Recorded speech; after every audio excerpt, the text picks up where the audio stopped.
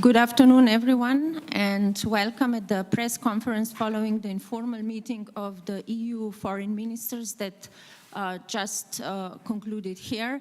High Representative Vice President Federica Mogherini and Foreign Minister of Estonia, Sven Mikser, will present the outcomes of the debate, and then we'll take a few of your questions. High Representative, you have the floor. Thank you very much, Maya. I would like to start by thanking the Minister, dear Sven, and the entire Estonian Presidency for a wonderful hospitality that always helps ministers to get into an informal mode of exchanges, but also very constructive decision-making discussions, and for a wonderful preparation also in political terms of this meeting. It's been really, I think, a very successful foreign ministers meeting. We have had with the ministers an important discussion yesterday on the situation in the DPRK in North Korea, on which I already debriefed you yesterday evening, deciding for European Union support to increased economic pressure in order to encourage and push towards the opening of a political dialogue to reach a full denuclearization of the peninsula. We also had a very important discussion among us on the Middle East peace process, or rather the lack of a peace process between Israel and Palestine. As you know, the European Union is dedicating enormous political and also financial resources to trying to solve this crisis with the political horizon of two states living side by side in peace and security. As the UN Secretary General mentioned just a few weeks ago visiting the region, we also do not see any alternative or any plan B to the creation of two states there. It is simply not realistic. So we reaffirmed our unity and our commitment to help the parties, together with our friends in the region and the international community, starting from the United States, achieving the goal of living together in peace and security with the objective of creating two states.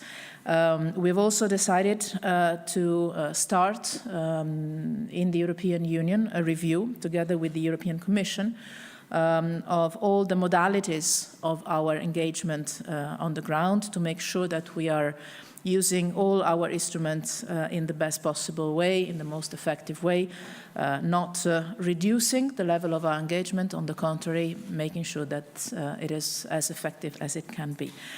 We had this morning, just now, a meeting with a part of our session with the candidate countries, the foreign ministers of the candidate countries, dedicating our discussion to the prevention of radicalisation and countering terrorism. It's particularly important to do so with countries that are not only candidate to becoming members of the European Union, but also part of the region that is, together with us, more affected by this phenomenon. We had, I think, a very useful exchange on measures we can develop together, from the ones that are more technical counter-terrorism measures, including some legislations, to measures that touch more on the issues of integration, social and economic opportunities for all, identity, touching upon the different strands of work that can help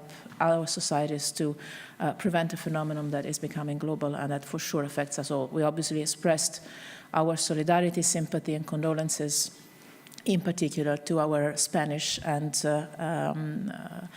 Finnish colleagues for the attacks that most recently were hitting their territories that were affecting many nationals of different countries. We also had a point on Venezuela, in particular to exchange notes of the different contacts we had this summer, and in preparation of the different contacts we will have during the UN General Assembly Ministerial Week, a couple of weeks from now, not even 10 days, trying to provide all the support that the European Union can put in place to find a sustainable solution to the political crisis the country is facing in close coordination with our partners, in particular in Latin America and in the Caribbean. And then we had a short exchange with the ministers on our internal working methods in the Council, which might be less of interest for you. And I'll stop here. I've been already too long. Again, thanking you, Sven, and almost there. Minister Mikser. Well, thank you, Federica. Thank you, everyone, for being here. Obviously, it's the first time that Estonia is in this driving seat of the European Union as the holder of the presidency, rotating presidency of the Council. It's an enormous challenge. It's also the first time that we host the Gymnich meeting in Tallinn. Obviously, as you are well aware, the show here is being run by Federica and her team. We are the proud hosts of the meeting. Nonetheless, it's been a challenge to put together the event, and I would like very much to thank the Estonian Presidency team and my own colleagues from the Ministry of Foreign Affairs, as well as people from the External Action Service and the Commission, for all the hard work that has been going into making this a successful meeting. It's been an informal ministerial meeting, which means that our aim was not to adopt any conclusions or make any firm decisions, but nonetheless, it's as is always the case with the ministerial meetings, it's been a consensus-building exercise and one that's aimed at building unity regarding important, outstanding international issues, and it was only natural that we had the North Korean situation on the table. I think there's a very strong consensus among the member states regarding the need to condemn in the strongest possible terms all the violations of international norms of behavior regarding the missile tests, as well as the detonation of the nuclear device by North Korea. And there's also very much a shared understanding as to how we should move forward in order to put even more pressure on North Korea to bring it back to the path of acceptable behavior, as well as maintain the critical engagement and the communication in order to prevent further escalation of the security situation. With regard to the Middle Eastern peace process, the High Representative already described the state of play, obviously. We haven't seen a very positive dynamic recently between the parties to that situation between Israel and the Palestinian Authority. Both are struggling with their own internal situations. Obviously, it takes direct contacts between the two in order to come to a sustainable solution, which, in the opinion of the European Union and its member states, can only be a two-state solution. But it is also inevitable that the international community will have to play a facilitator role in order for us to get there. And this morning, indeed, we spent some time discussing our internal working methods, which I think is extremely important if we want to make this format of 28 member states useful and workable and effective. We also had a very fruitful session together with the candidate countries. Obviously, when it comes to enlargement-related issues, then it's the job of another formation of the Council to discuss these issues. It's falls to the General Affairs Council, but nonetheless, we have a tradition of discussing important issues, important matters with the presence of the colleagues from the candidate countries, and indeed the need to fight against terrorism, against radicalism and radicalisation is something that is not an issue between the member states and the candidate countries. It's one that is shared, that is a common challenge in front of all of us. And now, also following the conclusion of the official program of the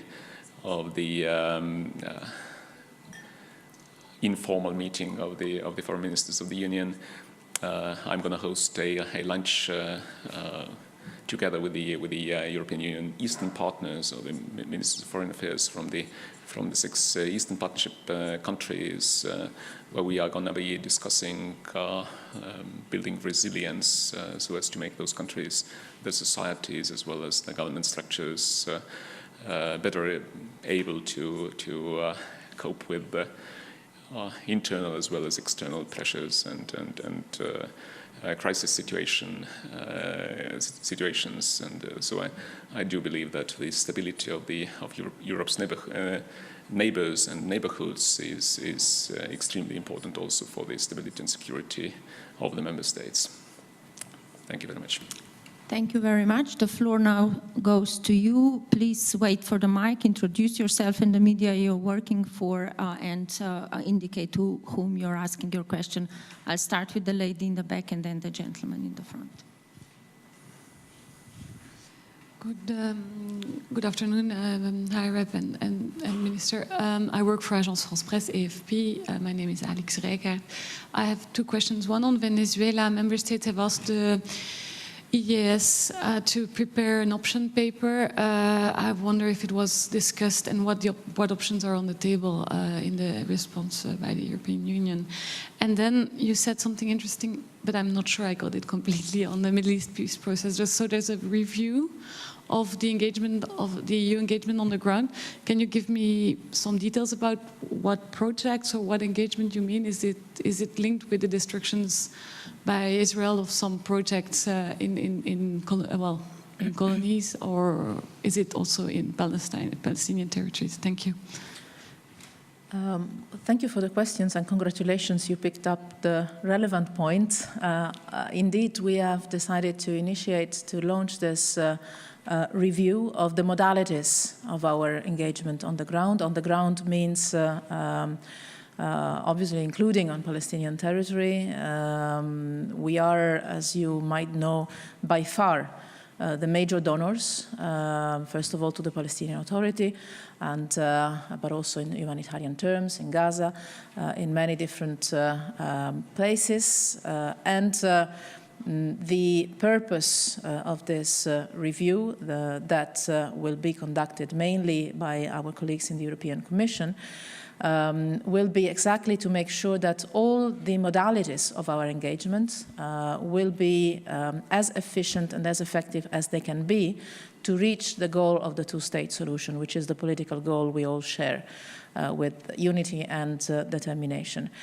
So it is not about changing or discussing to change the engagement in itself. On the contrary, you might even decide to increase it, but the modalities to make sure that they respond to the political objective we are determined to achieve. So we will review all the projects, all the priorities, all the ways in which we are determining our contributions and our presence, in particular in financial terms, in the Middle East and related to the Middle East peace process. Again, to make sure that all the financial support we give has an impact on the achievement of the political goal of the two states that the European Union and its member states unanimously are working for. On the first question on Venezuela, indeed, member states suggested that we present some options. Obviously, the first and the most important option that we also discussed today with the ministers is the diplomatic and political activity we're running with interlocutors in Venezuela and with our friends in Latin America and the Caribbean, but also in the framework of the United Nations and other partners that are relevant to facing this political crisis. But among the options, there are also some indications of possibilities of discussing, introducing targeted measures. That debate might start in the coming days among member states. But as I said, for the moment, the accent has been put mainly on the diplomatic and political activity we are running in full coordination with the different member states. I'd like to underline this because that was a strong point in our discussion today. Full unity of all the 28 member states, full coordination of the actions of the member states with the European Union as such, especially on the level of diplomatic contacts and political work, both with Venezuelan interlocutors and with the region and international actors. Gentleman in the second row. Ollivaris from Finnish newspaper Iltalehti. Could you clarify a bit more your talks regarding radicalisation? What EU can do to prevent radicalisation and stop terrorism? Not easy task, but could you tell a bit more? Well, obviously, it's an extremely complex menace we are dealing with, and we have to do and will have to do many things simultaneously. It's not a question of whether we should fight terrorists, terrorist organizations in the places where they find safe havens with weapons in hands, or we should fight radicalization on the ideological battlefronts. We will have to do both, and we are doing both. It's a matter of allocating adequate resources for doing those, also identifying the sort of priorities within those broad goals. We discussed about how to empower youth in particular, as they may be when they see no opportunities in front of them, when they do not receive adequate education or find employment. They are a segment of the society that is particularly susceptible to radicalization and also terrorist recruitment. I also mentioned in my remarks the need to pay attention to the new information channels and platforms and new media, which are exploited occasionally by terrorists, but to do so in a way that would not compromise free movement of information and online freedom in general. Well, obviously, there are some national specificities and peculiarities when it comes to particular tactics that need to be adopted, but we also will have to work both with the root causes and the effects. We will have to do it both within the European Union and also externally by the tools that are at our disposal, with regard to development cooperation.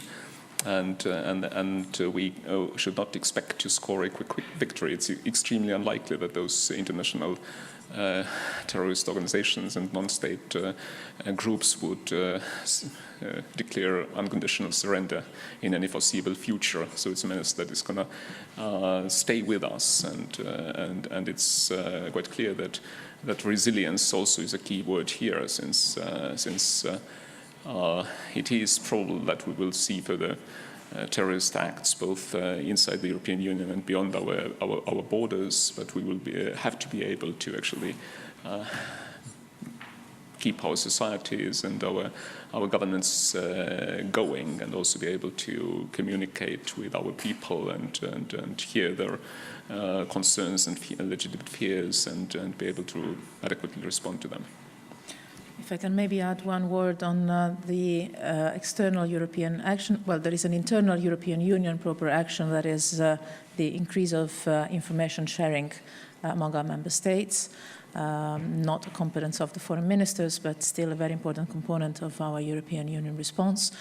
And there has been a work in this last year and a half or 2 years in terms of developing our counter-terrorism work and cooperation with key partners in particular places of the world where the phenomenon has known important dimensions, in particular in the Balkans, in Turkey, in the Middle East, in North Africa, but also in some areas of Africa and Southeast Asia.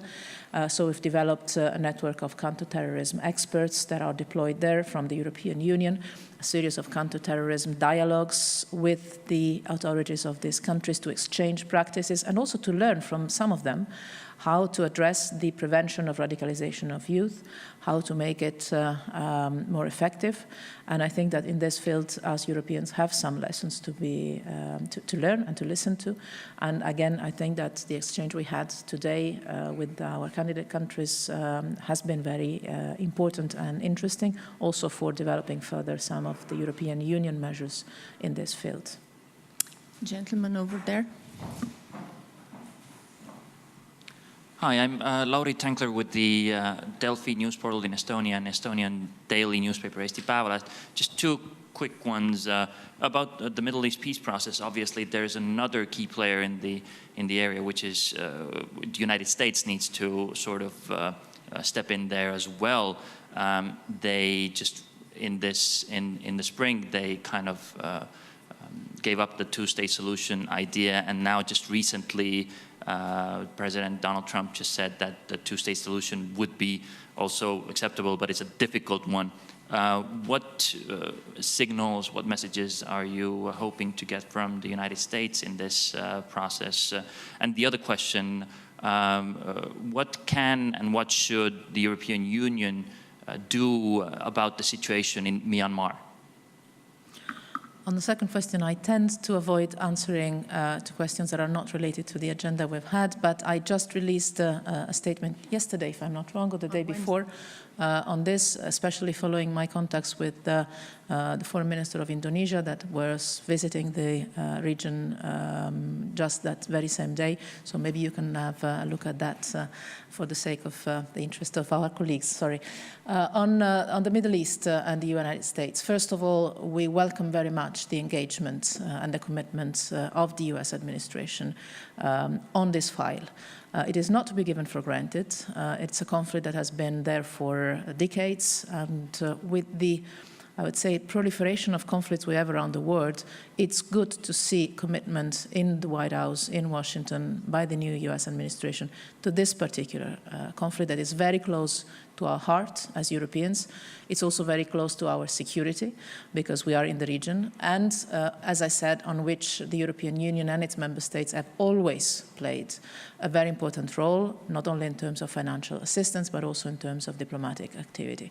So we welcome the engagement of our American friends. That has translated recently into a few meetings of the quartet, where we sit together with the United States, Russian Federation, and the United Nations to create a common international approach to this crisis and accompanying the parties and the region to try to find a solution. You said the two-state solution is possible but not easy. If we had an easy solution to the conflict, probably they would have found it during this last 5 or 6 decades. It is clear that the conflict solution is not easy. Still, it's necessary because it's potentially a ticking bomb, a security issue for the entire region. First of all, an issue of international right, and we, as European Union, always take as a reference the numerous number of UN Security Council resolutions that were adopted in the past decades. And another very strong point of reference for us is the Arab Peace Initiative and the work that our Arab friends have developed in these recent years, and in particular the dialogue we are constantly carrying out on this issue, in particular with Jordan, with Egypt, with the countries in the Gulf, with the Arab League, to find a way to accompany the parties. What we expect from the United States is to stay committed, to stay engaged, to work with the rest of the international community through the quartet and other means, in particular in relation with our Arab friends, to help the parties find a solution. Our belief is that there is no alternative to the two-state solution, simply out of realism. We have been working on this file forever as Europeans, and as our Arab friends, we are convinced, and as the rest of the international community, we are convinced that it would simply be impossible for the parties to agree on any alternative than the two states. We don't see the parties possibly agreeing on a one-state solution or a zero-state solution or three-state solution or six-state solution. Out of experience, we simply know, as well as our Arab friends and the United Nations know very well, by the way, also on the Russian Federation, that it might be very difficult. It will, in any case, be very difficult, but other options would probably be completely impossible. And so we hope to work together. We are ready to work together with the United States. We are working already together with the United States. We believe that has to be the, actually, it's not appropriate to say it has to be the appropriate objective, because it's not us defining the outcome of what has to be a direct negotiation between the parties. But we simply see out of experience that other alternatives might prove to be impossible. Well, if I may add just a couple of words, it's clear to everyone, at least among our EU colleagues, that a sustainable solution will have to provide security for the State of Israel, as well as a realization for the legitimate aspirations of the Palestinian people. And there is no realistic alternative to this two-state solution that would basically answer to both of those requirements in an affirmative way. And the prolongation of the status quo, unfortunately, does not provide either. I think it cannot provide long-term security to the State of Israel, and it definitely cannot respond to the legitimate aspirations of the Palestinian people. The lady in the third row. Thank you. Kersti Meresmaa, Postimees. I have a question about the work methods. I understand that one of the subjects that was under negotiations was the role of the High Representative, Mogherini. Did you decide on anything? What will change? Will it be the same? Well, first of all, it's an informal ministerial meeting, which is not supposed to result in any decisions. Regarding the working methods, I think this discussion was long overdue, and it's very valuable. I hope it proves to be a valuable feedback for the High Representative, who's in charge of running the Council meetings in this formation, and it's quite natural that we would regularly take stock of what can be improved as way of working methods. I think we have sufficient flexibility in the way we conduct our work. We can bring acute, very outstanding security issues on the table when necessary, like it happened with regard to DPRK. We also can have not just informal but also off-the-record conversations on very sensitive topics in order to move closer to the common understanding and consensus. But it's important to discuss whether something can be made even more flexible, so as to allow us to respond to the requirements of any particular moment, even in an even more effective way. It's quite natural that we also have to stick to our agenda when we discuss those issues, because at any given point in time there are many more important issues that we are not able to discuss than there are those that can be fitted into the agenda. And I think that it's the discretion of the High Representative and her team to put together the agenda and also to run the show and to speak in the name of the European Union, but also to see that on things that we have been able to agree upon and produce conclusions that the Union member states stick to those agreed positions. Yeah, if I just can comment on that, this is one of the points on which I tend to think that member states would like to have a certain confidentiality, but it's nothing particularly exciting what we've discussed. My role, luckily or unlikely, is defined by the treaties, so it's not a matter of deciding or discussing it in an informal ministerial, but not even in a formal ministerial. What we discussed is mainly, as Sven mentioned, what kind of issues is more interesting to have regularly on the agenda or not, sometimes even very basic things of organization of the works. And I have to say in general terms that I am particularly satisfied with the level of unity and commitment that member states are putting in the European Union foreign and security policy.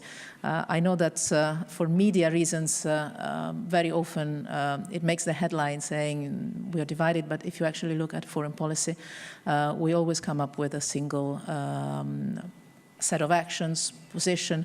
You obviously have diversity of points of view when you get into the room, but we always bring this diversity of opinions, points of view, contexts, backgrounds, geographical or historical or political differences, which is our richness, to a common decision of what to do together as European Union. So we can always improve and define things better, but it's, as Sven said, it has been a matter of discussing how can we improve our monthly meetings, because we meet very often, and so how to make the most out of the time of the ministers whenever they gather in terms of output and allowing us all to be the European Union altogether, which, by the way, under the Estonian presidency, I think is going to work very well, and it is working very well already. I'm afraid we have to conclude this at this point because I'm getting the signals that ministers from Eastern partners are already waiting. I thank the two speakers and all of you for coming. Thank you very much.